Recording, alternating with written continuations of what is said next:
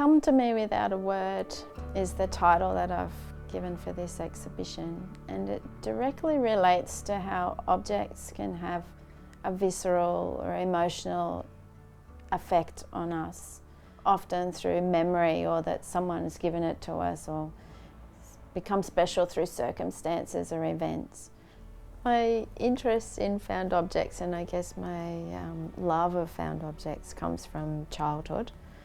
So my father in the 70s would take us most weekends to the tip, and as children we were able to collect whatever we found interesting all over the tip face, scramble all over it, and take home whatever we thought was interesting, and we did, and it kind of developed an interest in things and random things. I would often find two random things together and thought that was funny, you know, or thought that was strange.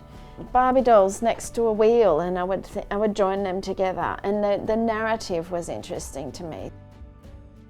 I do find a lot of absurdity and humour within the dark and broken aspects of life. Because of my own personal experiences with that, there's always something strange and odd and funny about calamity and disaster.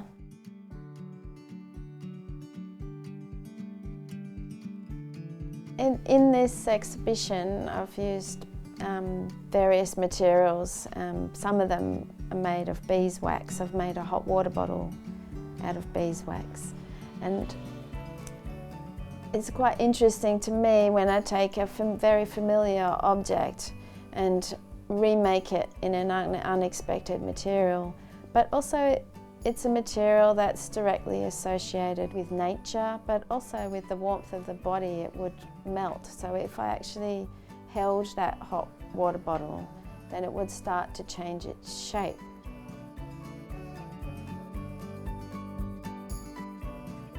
And I've also made a violin that's got a skin of felt made around it. And it's kind of similar. If you try to play that violin, you sort of have this kind of visceral relationship with it.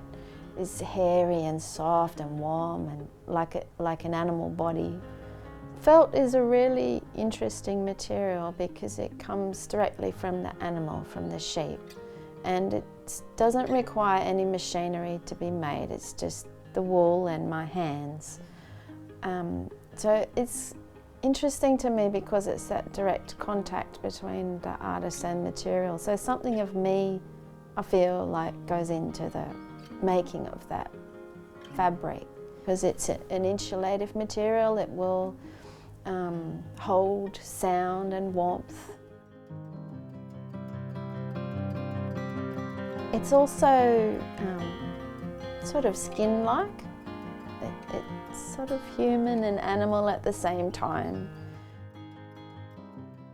I've also used materials that are associated with repair, like bodily repair, human illness, and like blankets and bandages, clothes.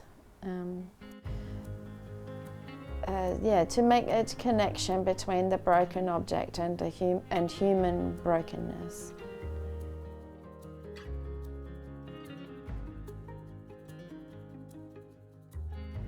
Breasts are interesting to me because they introduce a feminine aspect to an object that would not necessarily be so.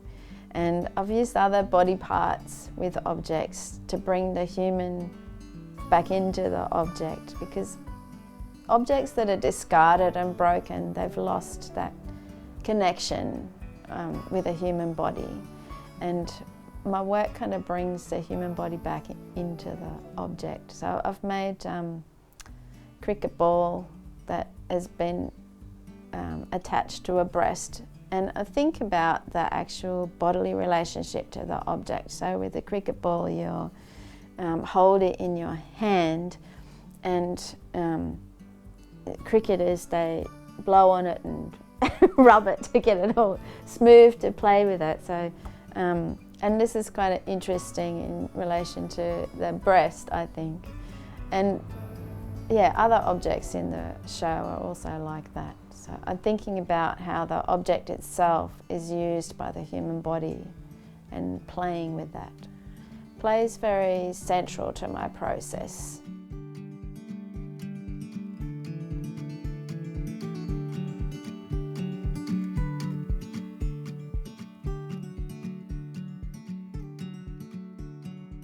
Once you associate a word with an object, it changes the perception of that object, sometimes quite dramatically. So you see it like a new thing, even though it is the same thing that it was before. In the exhibition, I have quite a few ladders, so they kind of, and the particular broken ladder that I've made, I've remade the section between, and I've put little suspender belt straps to join on, so it's kind of playing with that ladder in a stocking or a leg that you would have. It has feet on the bottom of the ladder, and I also play with that the word racket, that it can actually mean a noisy mob. Yeah, there's lots of fantastic words like that that flip things over.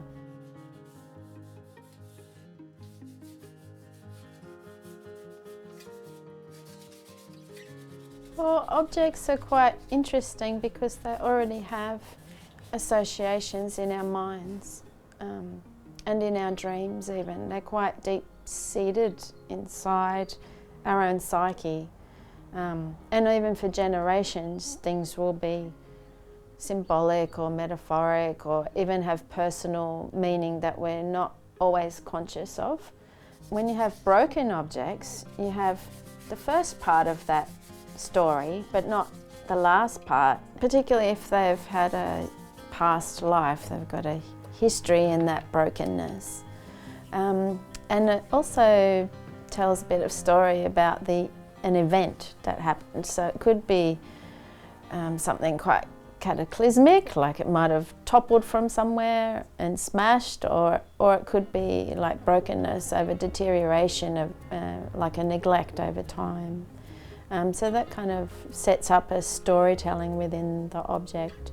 And also, from a sculptural point of view, brokenness presents a hole or a fracture or even a split between two things that allows for some other thing to be inserted in that spot, something unexpected. So a lot of my works start like that, by looking at the brokenness as an opportunity for invention. And if you bring another object, you make up an imagined story from joining those two parts together. So I find that really exciting, and it makes me laugh.